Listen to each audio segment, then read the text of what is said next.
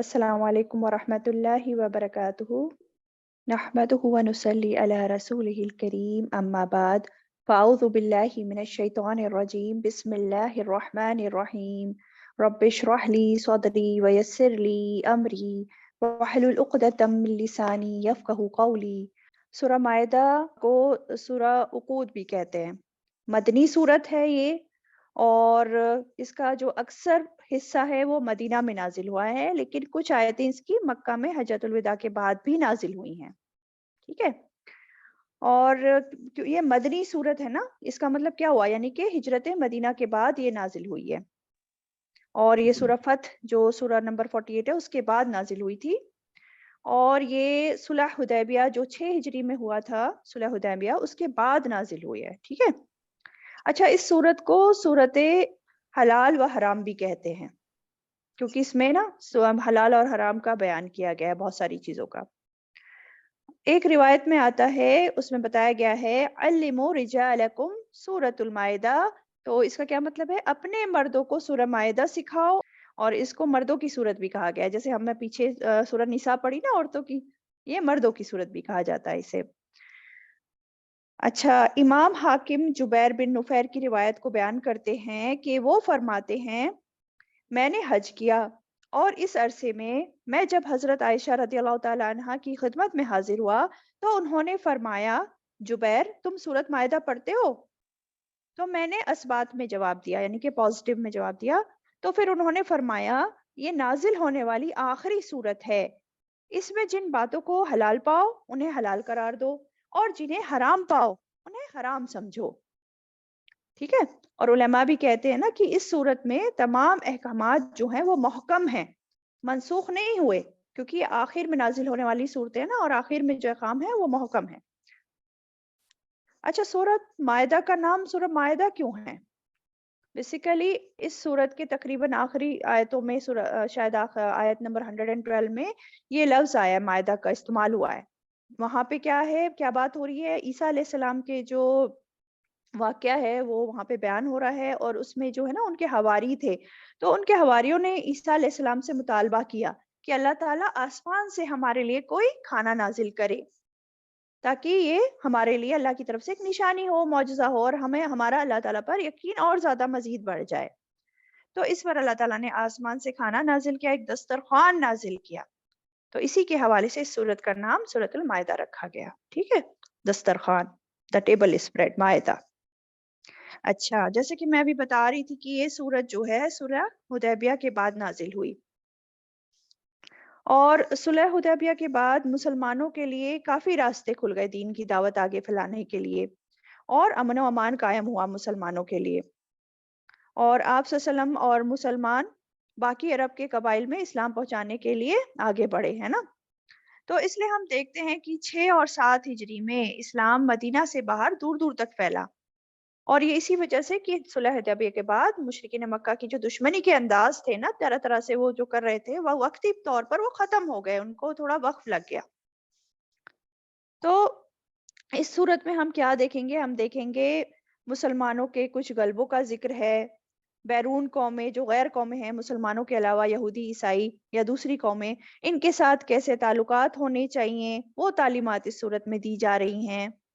फिर बहुत वाज़ेह करके हलाल और हराम को, अल्लाह ताला की शरीयत को, अहकामात को यहाँ इस सूरत में बयान किया गया है। बड़े-बड़े जुर्मों की सज़ा, हुदूद भी हम देखेंगे इस सूरत में, और उनको नाफ़िज़ करने की अहमियत भी हम देखेंगे। तो ये अहकामात जो मुसलमान उम्मत के लिए बहुत ज़रूरी हैं, वो सब हम यहाँ पढ़ेंगे इस सूरत में इंशाअल्लाह। अच्छा, एक चीज़ और गौर करने की है कि इस सूरत में बहुत दफ़ा ईमान वालों को पुकारा गया। क्या कहा गया? या अय्युहल्लज़ीना आमनू, ये बात कहकर ईमान वालों को खिताब करके बात कही गई है, हुक्म दिए गए हैं। तो इससे क्या समझ में आती है बात? देखिए, एक बार एक शख्स अब्दुल्ला बिन मसूद रज़ियल्लाहु ताला अन्हु की खिदमत में हाज़िर हुआ और कहने लगा कि मुझे कुछ नसीहत कीजिए आप। तो उन्होंने ये कहा कि अल्लाह का ये फरमान, या अय्युहल्लज़ीना आमनू, जब भी सुनो तो गौर से सुनो, तवज्जो से सुनो, क्योंकि या तो उसमें कोई खैर की बात होती है जो अल्लाह ताला बता रहे होते हैं, हुक्म दे रहे होते हैं, और वो हमें मान लेना चाहिए क्योंकि उसमें हमारी भलाई है। या फिर उसमें कोई शर की बात बयान की गई होती है जिससे बचने का हुक्म होता है। तो जब गौर से सुनेंगे तभी तो ये बातें समझ में आएंगी ना कि क्या खैर की बताई जा रही है, क्या शर की बताई जा रही है, और उसी के अकॉर्डिंग हम अमल करेंगे। तो इस तरह से जब भी खिताब होगा तो उसमें बराह रास्त कुछ करने का या किसी चीज से रुकने का हुक्म होगा ईमान वालों को। तो इसलिए पूरी तवज्जो उधर होनी चाहिए, और जो अहकामात अल्लाह ताला दे उनको पूरा करना चाहिए। ये ईमान का तकाजा है इन अहकामात को पूरा करना। ठीक है, चलें अब देखते हैं क्या अहकामात दिए जा रहे हैं, क्या बताया जा रहा है। आयत नंबर 1 से शुरू करते हैं। या अय्युहल्लदीना आमनू ऊफू बिल उकूद, ए लोगो जो ईमान लाए हो पूरा करो अहद व पैमान को।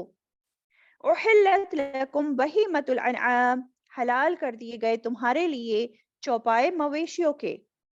इल्ला मा युतला अलैकुम, सिवाय उनके जो पढ़े जाएंगे तुम पर। गैरा मुहिल सईद, ना हलाल करने वाले हो शिकार को। व अंतुम हुरुम, जबकि तुम हालत हराम में हो। इन्नल्लाह, बेशक अल्लाह, यहकुम, वो फैसला करता है, मा युरीद, जो वो चाहता है। ये इसका तर्जुमा तफसीर देखते हैं कि क्या क्या हुक्म दिए जा रहे हैं। अब देखें कैसे शुरुआत हो रही है। शुरुआत ही सूरह माइदा की या अय्युहल्लज़ीना आमनू कह के हो रही है, ए ईमान वालो। ईमान का जिक्र करके ईमान वालों को पुकारा जा रहा है और हुक्म दिया जा रहा है। अब ये हुक्म हमें मानने हैं। क्या हुक्म दिया जा रहा है? ऊफू बिल उकूद, पूरा करो अहद व पैमान को, अपनी अक़दों को पूरा करो। अच्छा, ये उकूद अक़द से है। अक़द किसे कहते हैं? ग्रह को कहते हैं। और अक़द मीसाक से भी ऊपर का दर्जा होता है, पक्की ग्रह। और अक़द में हर वो चीज जिसका इंसान पक्का वादा करे, अहद करे पूरे करने का किसी और से, वो उकुद में आ जाता है, अक़द में आ जाता है। ठीक है, अब ये अहद अल्लाह से भी हो सकता है और बंदों से भी अहद किए जा सकते हैं। ठीक है, तो अपने अहद पूरे करना, वादे निभाना, ये ईमान का तकाजा है। हर एक मोमिन पर ये लाजिम है कि वो अपने अहद पूरे करे। और आप जानते हैं मुनाफिक जो होते हैं ना, वो अपने अहद पूरे नहीं करता, वो अहद की खिलाफ वर्जी करता है मुनाफिक, और वादे पूरे नहीं करता है। तो अहद पूरे करने को कहा जा रहा है, उसका हुक्म है। अब ये अहद जो है, आप जबानी करें या लिख कर करें, जैसे भी करें। लिखकर जैसे कॉन्ट्रैक्ट किए जाते हैं, है ना। फिर या तो इंडिविजुअल लेवल पे करें, 1 to 1, दो लोगों के दरमियान अहद हो रहा है, या इज्तिमाई लेवल पे करें, दो ग्रुप्स के दरमियान करें। कोई भी हो। फिर या कोई बिजनेस कॉन्ट्रैक्ट कर रहे हैं आप, या कर्ज का लेन देन कर रहे हैं, और उसमें जो कॉन्ट्रैक्ट्स बना रहे हैं आपकी, किस वक्त वापस करना है कर्ज और कितना लिया है, ये सारी चीजें। फिर रहन है, फिर निकाह की जो उकद है ना। और इसी तरह जो है आम रोजमर्रा जिंदगी के जितने भी वादे अहद हैं, वो सब पूरे करने हैं एक मोमिन को। और इवन जो हम पर अल्लाह ताला ने जो जिम्मेदारियां डाली है ना, हर इंसान से रिलेटेड, हर रिश्ते से रिलेटेड, उनको भी निभाना जो होता है, ये भी अहद होते हैं, इनको भी पूरा करना है। ठीक है, तो ये तो इंसानों से रिलेटेड। अल्लाह से किए हुए अहद, उसमें तो देखिए सबसे पहले कौन सा अहद आ जाता है, जो हमारी रूहों ने किया था ना, अल्लाह ताला से अहद किया था, वादा अलस्तु में जो किया था कि हम सिर्फ एक अल्लाह की इबादत करेंगे, तौहीद को अपनाएंगे। तो ये जो है अल्लाह से किया हुआ अहद, सबसे पहला तौहीद पर रहना। फिर इसी तरह कोई इंसान अल्लाह की खातिर कोई जायज नजर या मन्नत मान लेता है, तो वो भी पूरा करना होता है। हम्म फिर तमाम अहकामात जो अल्लाह ताला ने दिए, शरीयत, इनकी पाबंदी करना, ये भी अहद निभाने में आता है। ठीक है, तो हुक्म दिया जा रहा है अहद व पैमान को पूरा करो। अब चाहे वो अहद छोटे से छोटा, मामूली से मामूली अहद हो, या कोई बड़े से बड़ा हो, वो पूरा करना है। हाँ, इसमें एक शर्त है। क्या शर्त है? कि वो अहद जो है जायज बात पर होना चाहिए, हराम बात पर नहीं होना चाहिए।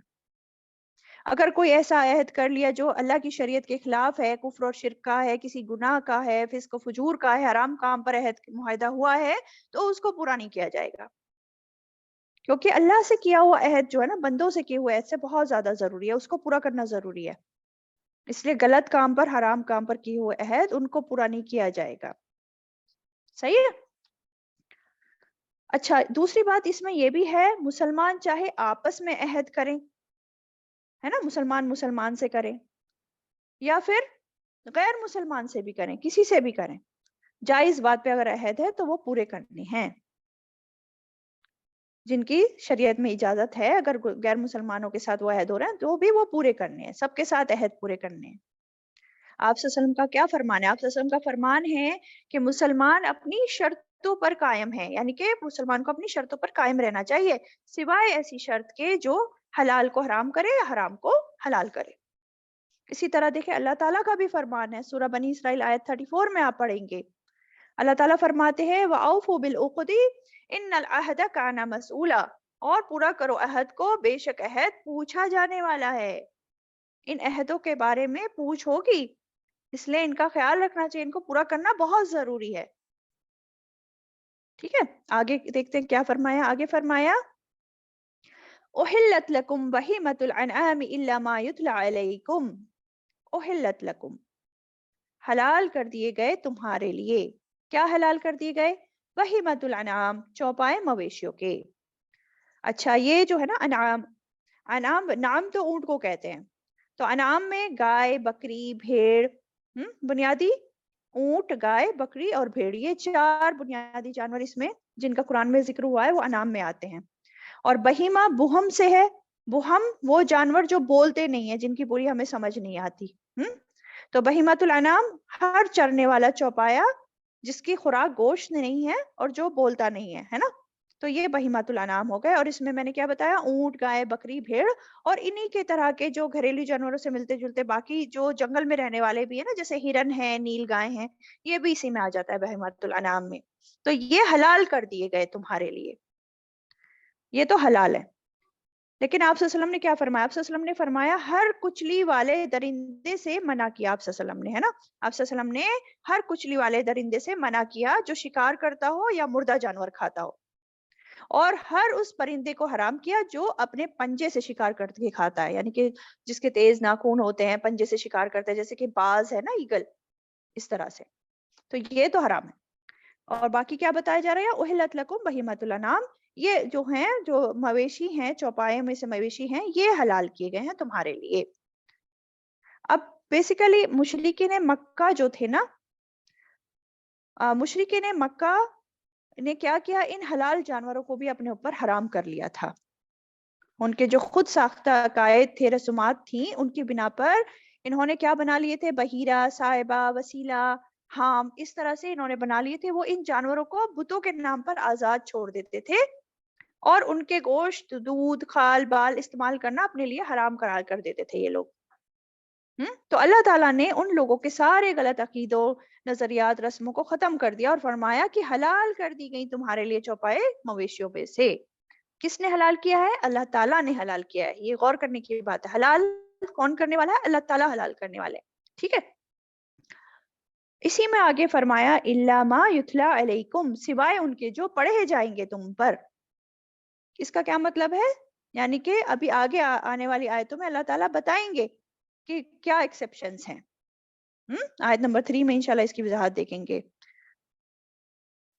آگے کیا بتایا جا رہا ہے؟ غیر محل الصید وانتم حرم، نہ حلال کرنے والے شکار کو اس حال میں کہ تم حرام ہو، یعنی کہ حالت احرام میں ہو، یعنی کہ جب احرام کی حالت میں ہو تم تو تمہارے لیے مویشی جانوروں کا شکار کرنا جائز نہیں ہے۔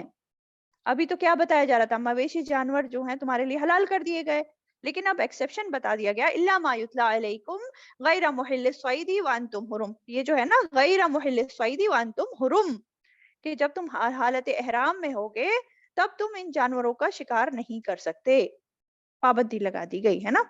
اور یہ جو بات آ رہی ہے نا وانتم حرم، اس کے بھی دو معنی آتے ہیں۔ ایک تو یہ ہے کہ تم حالت احرام میں ہو، جب انسان احرام پہن لیتا ہے، حج یا عمرے کی نیت کر لیتا ہے، احرام پہن لیتا ہے، تو اب اس پر شکار کرنا حرام ہو جاتا ہے، خشکی کا شکار کرنا۔ اور شکار کرنا بھی اس پر منع ہے، اور شکار کرنے میں دوسری کی کسی بھی طرح کی مدد کرنا بھی اس کو منع ہوتا ہے۔ اس میں یہ ہے کہ جو احرام میں ہے انسان، اس کو تو شکار کا جانور نظر آ گیا ہے نا، لیکن وہ شکار تو نہیں کر سکتا اس جانور کا۔ اور جو احرام میں نہیں ہے دوسرا شخص، اس کو جو ہے وہ جانور نظر نہیں آیا ہے، تو اتنا بھی منع ہے کہ یہ حرام والا اس کو اس جانور کے بارے میں بتائے کہ یہ جانور ہے، تم اس کا شکار کر لو، وہ بتا بھی نہیں سکتا، اشارہ کرنا بھی منع ہے، ٹھیک ہے۔ اسی طرح جو بنا احرام والا ہے اگر شکار کر رہا ہے تو اس کی مدد بھی نہیں کر سکتا احرام والا۔ اگر وہ کہے کہ مجھے تیر پکڑا دو، نیزہ پکڑا دو، بنا احرام والا شخص کہے احرام والے سے کہ مجھے پکڑا دو، میں اس تیر سے اس جانور کا شکار کروں، تو وہ نہیں پکڑا سکتا، ٹھیک ہے۔ تو احرام والا کسی بھی طرح کی نہ مدد کر سکتا، نہ اشارہ کر سکتا، نہ خود ہی شکار کر سکتا، یہ ساری چیزیں اس پر پابندی لگ جاتی ہے جب وہ احرام میں آ جاتا ہے۔ تو ایک معنی تو اس کا میں نے بتا دیا، حالت احرام میں ہو جب تم۔ دوسرا معنی کیا ہے؟ جب تم حرم کے اندر ہو، وَأَنْتُمْ حُرُمْ، یعنی کہ جب تم حرم کے علاقے میں ہو، حدود حرم میں ہو، تو تم شکار نہیں کر سکتے، ٹھیک ہے۔ تو دونوں معنی اس میں آ جاتے ہیں۔ ان اللہ یحکم ما یرید، بے شک اللہ تعالیٰ وہ فیصلہ کرتا ہے جو وہ چاہتا ہے، بے شک اللہ تعالیٰ حکم دیتا ہے جو وہ چاہتا ہے۔ اللہ ہی تو خالق کائنات ہے نا، مالک الملک ہے، رب ہے، اسی کو مکمل اختیار ہے، وہ جو چاہے اپنے بندوں کو، اپنی مخلوق کو حکم دے، ہے نا۔ تمام مخلوق اللہ کی ہے نا، تو حکم بھی تو اللہ تعالیٰ کا ہی چلے گا نا، فیصلے بھی اسی کے ہوں گے، ٹھیک ہے۔ تو اسی لیے فرمایا ان اللہ یحکم ما یرید، بے شک اللہ تعالیٰ وہ فیصلہ کرتا ہے، وہ حکم دیتا ہے جو وہ چاہتا ہے۔ تو کیا پتہ چلا ابھی تک ہمیں اس آیت سے؟ کیا پتہ چلا؟ پہلی بات تو امپورٹنٹ بات یہی ہے کہ شریعت سازی کا حق جو ہے وہ صرف اور صرف اللہ تعالیٰ کو ہے، اس کے علاوہ کسی اور کو خود سے دین کے احکامات جاری کرنے کی اجازت نہیں ہے، حتیٰ کہ آپ صلی اللہ علیہ وسلم کو بھی اختیار نہیں کہ وہ اپنی طرف سے چیزوں کو حلال و حرام کریں، ہے نا۔ آپ صلی اللہ علیہ وسلم بھی جو شریعت ہمیں بتا کے گئے، جو حکم ہمیں دے کے گئے، وہ بھی اللہ تعالیٰ کی وحی کے ساتھ، انہوں نے جو وحی نازل ہوتی تھی آپ صلی اللہ علیہ وسلم پہ، وہ اس کے ذریعے وہ ہمیں حکم دیتے تھے، وہ ہمیں بتاتے تھے کہ یہ کام ایسے کرو، ایسے کرو، یہ کام کرو، یہ مت کرو۔ تو ایک تو یہ بات ہے۔ پھر دوسری امپورٹنٹ بات کیا ہے کہ ہمیں جو ہے اللہ تعالیٰ کے تمام حکموں کو کھلے دل سے ماننا چاہیے۔ انسان کو یہ اجازت نہیں کہ وہ اللہ کے حکم پر کوئی اعتراض اٹھائے، سر اٹھائے اس کے خلاف، کیونکہ اللہ تو خالق مالک مدبر ہے نا، حاکم ہے مطلق تو اللہ ہی ہے نا۔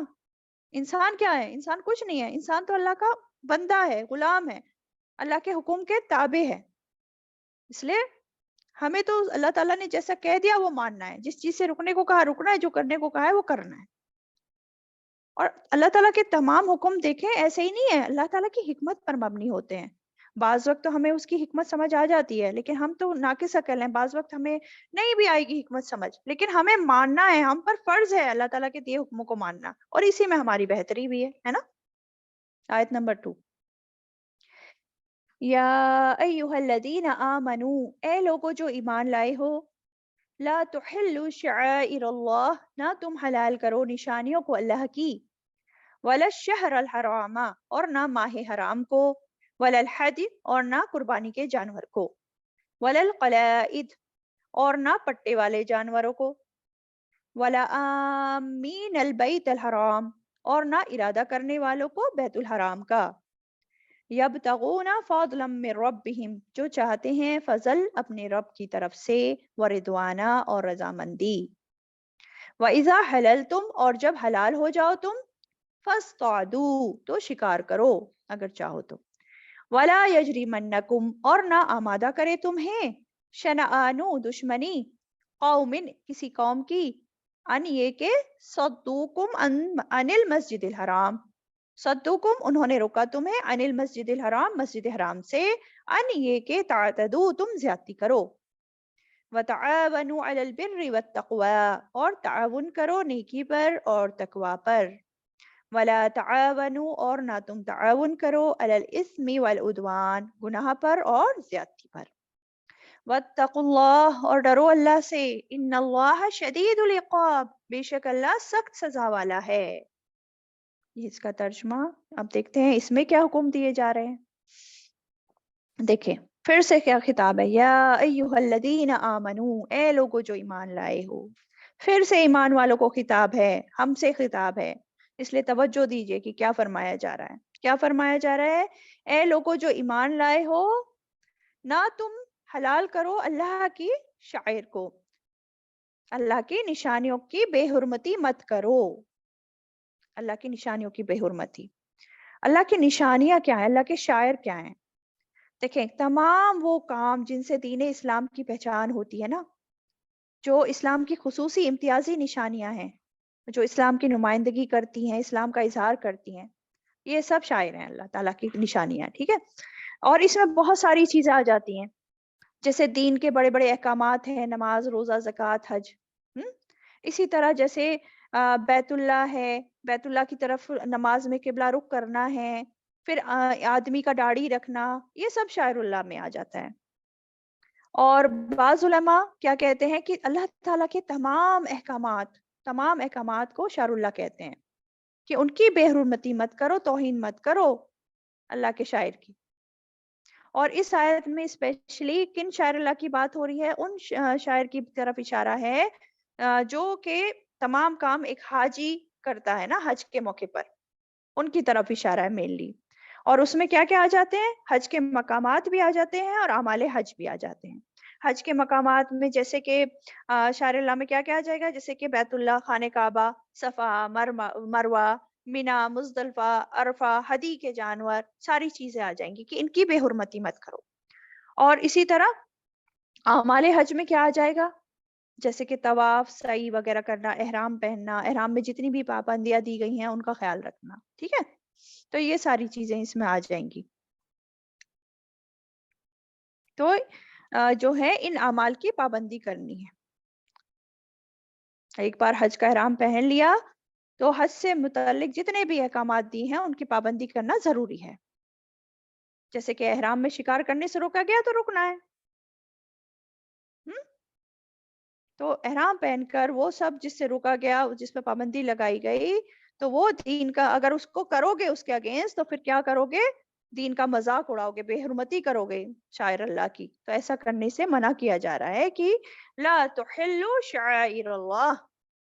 और इसी में फिर आगे देखें क्या बताया जा रहा है, वलश शहरल हरामा, और ना माहे हराम को, और ना हुरमती करो, बेहुरमती करो उन जो ये माहे हराम है उनकी।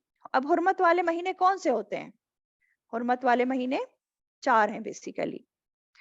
एक हदीस है जिसका मफ़हूम मैं बताती हूँ कि हज्जतुल विदा के मौके पर आप सल्लल्लाहु अलैहि वसल्लम ने बयान फरमाया कि साल के 12 महीने हैं, और इन साल के 12 महीनों में से 4 महीने हुर्मत वाले हैं, और उनमें से 3 तो मुसलसल हैं, ज़ुल्क़ादा, ज़ुल्हिज्जा, मुहर्रम, और चौथा रजब है जो जमादी और शाबान के दरमियान है।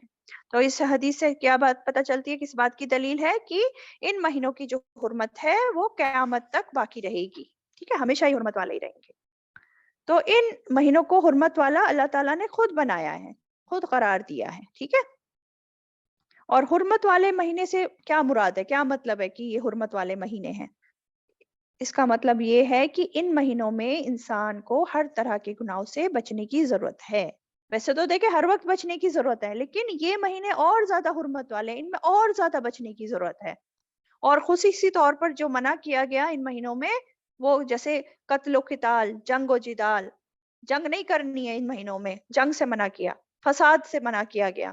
इल्ला कि ये कि ये दुश्मन जो है खुद आकर हमला कर रहा है, तो फिर तो अपना दिफ़ा करना पड़ेगा, है ना? लेकिन हाँ, खुद से जंग शुरू नहीं करनी है कि पहले आप करें, या ऑलरेडी जंग पहले से चल रही है, तो वो जंग चलती रहेगी, वो फिर जंग तकमील तक चलती रहेगी, बीच में कैसे रोकें जंग को, है ना? तो ये तो ठीक है, लेकिन खुद से स्टार्ट नहीं करना है, कोई भी जंगो-जिदाल, और कोई फ़साद नहीं करना, कोई गुनाह का काम नहीं करना। हुर्मत माइल वाले महीने ये चारों, ठीक है? तो ये ज़ुल्क़ादा, और दूसरी बात ये भी है ना कि ये जो महीने हैं ना, ज़ुल्क़ादा, ज़ुल्हिज्जा और मुहर्रम, ये जो 3 महीने मेनली हैं, तो इसमें क्या होता था, पहले तो जब इंसान हज पर निकलते थे तो लंबे-लंबे सफ़र होते थे ना, तो महीनों लग जाते थे सफ़र में। तो इन 3 महीनों में जो है हज पे निकलना और वापस आना, इन 3 महीनों में मेनली होता था, ज़ुल्क़ादा, ज़ुल्हिज्जा और मुहर्रम। हुँ? और रजब में लोग जो थे अमूमन अरबी लोग वो उम्रा भी करते थे। तो बहुत बेअमनी थी पहले तो।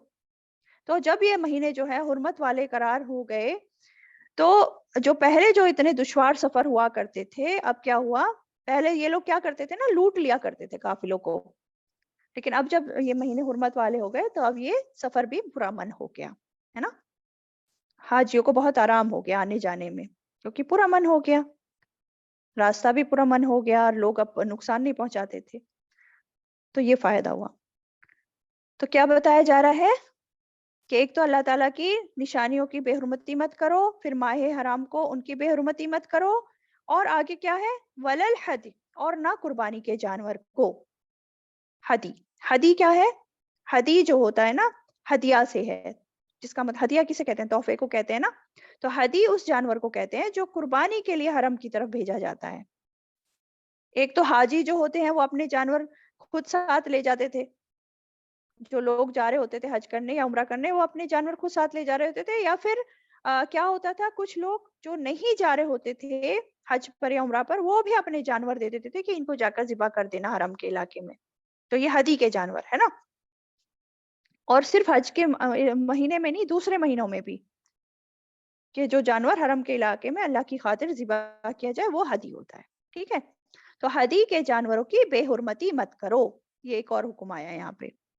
اب بے حرمتی کرنے میں کیا آ جاتا ہے؟ ایک تو یہ ہے کہ ان کو راستے میں ہی جو ہے حرم پہنچنے سے پہلے ہی ذبح مت کر دو۔ پھر یہ ہے کہ کسی طرح کا ان کو نقصان مت پہنچاؤ، ان پر ظلم زیادتی مت کرو کہ جو ہے ان کو حرم پہنچنے میں کوئی رکاوٹ ڈال دو، تم ان کی لوٹ مار کر کے، ان سے ان کی چوری کر کے، ان کو چھین کر یا ان کو ڈرا کر بھگا کر، ہے نا۔ تو کسی بھی طرح جو ہے ان کی بے حرمتی نہیں کرنی ہے۔ ان جانوروں کو پرامن حفاظت کے ساتھ اپنے مقام تک پہنچنے دو، اس کا یہ مطلب، ٹھیک ہے۔ آگے کیا ہے؟ ولل قلائد، اور نہ پٹے والے جانوروں کو۔ قلائد، قلائد کلدا سے، قلائد بیسیکلی بٹی ہوئی رسی جو بطور نشانی گلے میں ڈالی جاتی ہے۔ ہم؟ اور یہ جو تھا نا، یہ اس طرح کی مالا ہار گلے میں ڈالنا جانوروں کے، یہ اسلام سے پہلے سے جو ہے ریت چلی آ رہی تھی، اور اسلام نے اس کو جاری رکھا، بند نہیں کیا۔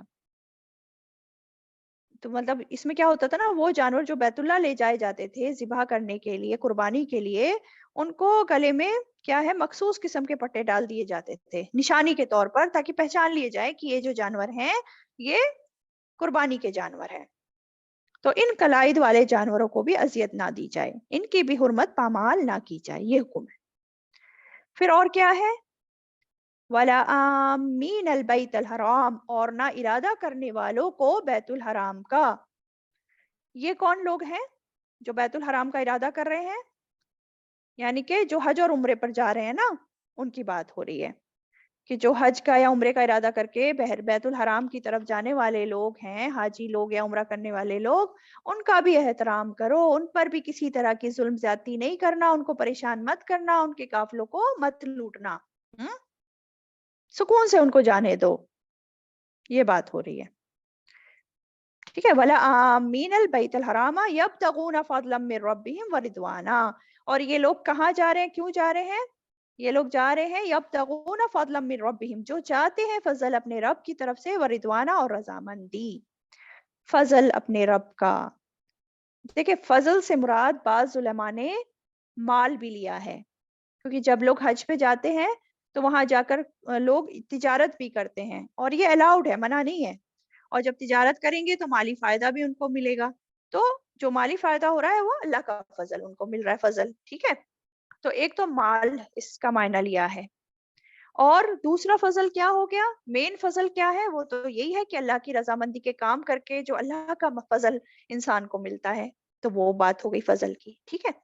اور کیا چاہ رہے ہیں؟ وَرِضْوَانًا، رضوانہ، رضوانہ میں کیا ہے؟ اللہ تعالیٰ کی رضامندی پانا، نیکی اور عبادت کے کام کر کے، تقوی اختیار کرتے ہوئے، جتنے بھی حج اور عمرہ کے ارکان ہیں وہ پورا کرتے ہوئے اللہ تعالیٰ کی رضامندی حاصل کرنا، تو یہ لوگ اس لیے نکلے ہیں، ہے نا۔ اور فضل کہتے ہیں حق سے زیادہ چیز کو بیسیکلی۔ تو اللہ تعالیٰ کیا فرماتے ہیں کہ بیت اللہ کو جانے والے لوگ حج کے لیے یا عمرہ کے لیے جو بھی جا رہے ہیں، تو وہ جو ہے اللہ تعالیٰ کا فضل تلاش کرنے کے لیے، اللہ تعالیٰ کی رضامندی کے لیے جا رہے ہیں، تو ان کو بھی حلال نہ کرو، ان پر بھی ظلم زیادتی نہ کرو۔ دیکھیں ویسے تو ظلم زیادتی ہر انسان پر کرنا منع ہے، کسی پہ نہیں کرنی چاہیے، لیکن خصوصاً یہ لوگ جو احرام کی حالت میں ہیں، ان کی ایک الگ ہی عزت ہے، ان کا الگ ہی مقام دیا اللہ تعالیٰ نے ان کو، تو ایسے لوگوں پر ظلم زیادتی نہیں کرنا ہے، قتل و قتال جو ہے ان کا قتل یا ان سے لڑائی جھگڑا نہیں کرنا ہے۔ ہم؟ یہ جو اگر کرو گے تو یہ تو عام لوگوں سے بھی زیادہ جو ہے بڑا ظلم ہو جائے گا، ان پر ظلم زیادتی کریں گے تو۔ اور ابھی تک دیکھیں یہ جتنے بھی احکامات ہیں نا، غور کریے، یہ سب احکامات ایمان والوں کو دیے جا رہے ہیں، ہے نا؟ تو بیسیکلی یہ سورت جب نازل ہوئی اس وقت اسلام غالب ہونے لگا تھا نا، میں نے جیسے پہلے بتایا، پھیلنے لگا تھا، اور مسلمانوں کی ایک ریاست قوت بن کر قائم ہو چکی تھی، ہے نا، مدینہ میں ایک ریاست بن گئی تھی۔ لیکن اب جب مسلمان جو ہے مضبوط ہو گئے ہیں، تب بھی مسلمانوں کو یہ اجازت نہیں ہے کہ طاقت پا کر اپنے مخالف لوگوں سے وہ بدلہ لینے کے لیے، کوئی اگر بیت اللہ جا رہا ہے جمرہ کے لیے تو راستے میں اسے روک لے، یا اس کے قربانی کے جانور وغیرہ چھین لے، یا کسی بھی طرح کی لوٹ مار پیٹ کرے ان کے ساتھ، ٹھیک ہے؟ تو ایمان والوں کو یہ حکم دیے جا رہے ہیں کہ ایسا نہیں کرنا ہے تمہیں۔ اور یہ جو ہے شروع میں یہ مشرک جاتے تھے نا، یہ بھی حج کرنے اور یہ سب کرنے، لیکن بعد میں جب سورۃ توبہ میں ہم دیکھیں گے نا کہ کافروں اور مشرکوں کے لیے بیت اللہ میں داخلہ منع ہو گیا، کیونکہ بیت اللہ تو توحید کا مرکز ہے نا، اس لیے یہ جائز نہیں کہ شرک کرنے والے جو ہیں وہاں جا کر اپنا کفر اور شرک پھیلائیں۔ تو یہ بعد میں پھر سورۃ توبہ میں حکم آیا تھا، یہ اس سے پہلے تک کی بات ہے ابھی جو ہم کر رہے ہیں، ٹھیک ہے؟ اچھا، تو یہ بات ہو گئی، آگے دیکھتے ہیں آگے کیا بتایا جا رہا ہے۔ پھر آگے بتایا جا رہا ہے وَإِذَا حَلَلْتُمْ فَاصْطَادُوا، اور جب حلال ہو جاؤ تم تو شکار کرو۔ حلل تم، حلال ہو جاؤ تم، حلل تم یعنی کہ جب احرام سے باہر آ جاؤ، احرام اتار دو، تب کی بات ہو رہی ہے، کیونکہ احرام کی حالت میں پابندی لگائی تھی نا کہ شکار نہیں کر سکتے۔ اب جب احرام اتار دیا تو پابندی بھی ختم، اب چاہو تو تم شکار کر سکتے ہو۔ اب جب تم احرام کی حالت میں نہیں ہو، حدود حرم میں سے باہر آ گئے ہو، دوسرا مطلب یہ بھی ہے کہ حدود حرم سے باہر آ گئے اور احرام میں نہیں ہو، تو اس وقت اب تم چاہو تو شکار کر سکتے ہو۔ اب اس آیت کو آپ غور کریں، وَإِذَا حَلَلْتُمْ فَاسْتَعْدُوا، بظاہر دیکھنے میں کیا لگ رہا ہے؟ آپ سوچیں گے کہا جا رہا ہے اور جب تم حلال ہو جاؤ تم، یعنی کہ احرام سے باہر ہو جاؤ تو تم شکار کرو، یعنی کہ شکار کرنے کا حکم دیا جا رہا ہے نا؟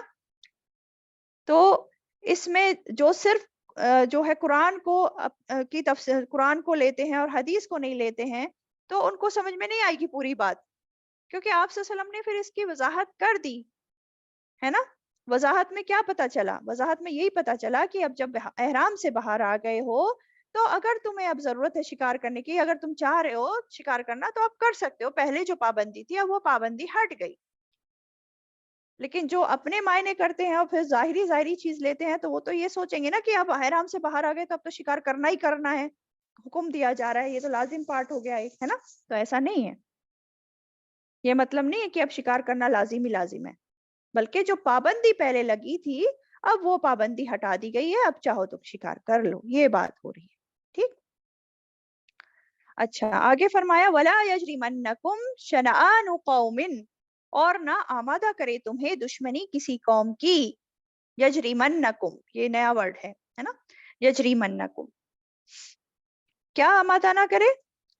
ان صدوکم عن المسجد الحرامی، کہ انہوں نے روکا تمہیں مسجد حرام سے، ان تعتدو، کہ تم زیادتی کرو۔ یجریمنکم جو ہے یہ ہے جیم را میم سے، جرم کہتے ہیں درخت سے پھل کاٹنا۔ اب دیکھیں آپ کا کوئی باغ ہے، پھلدار باغ ہے، اور آپ کسی درخت جو پھلدار درخت ہے اس کے پاس سے گزرتے ہیں، تو کیسی کیفیت ہوتی ہے اس درخت کے پاس سے گزرنے میں؟ ایسے لگتا ہے نا فوراً لپک کے میں ایک پھل توڑ لوں، فوراً آپ ارادہ کرتے ہیں اس پھل کا۔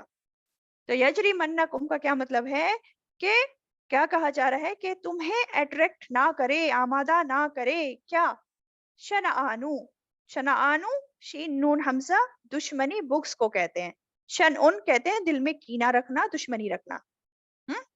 تو یہاں پہ کہا جا رہا ہے کہ اور نہ آمادہ کرے تمہیں دشمنی کسی قوم کی۔ اب دیکھیں بیسیکلی کیا ہوا تھا جب حدیبیہ کے مقام پر، کیا ہوا تھا جب آپ صلی اللہ علیہ وسلم 1400 مسلمانوں کے ساتھ عمرہ کرنے نکلے تھے، تو مشرکین مکہ نے جو ہے ان کو حدیبیہ کے مقام پر 6 ہجری میں روک دیا تھا بغیر کسی وجہ کے، ہے نا۔ تو یہ زیادتی کی تھی نا ان لوگوں نے مسلمانوں پر، تو مسلمانوں کے دلوں میں ایک غصہ، ایک نفرت تھی اس بات پر ان مشرکین مکہ سے۔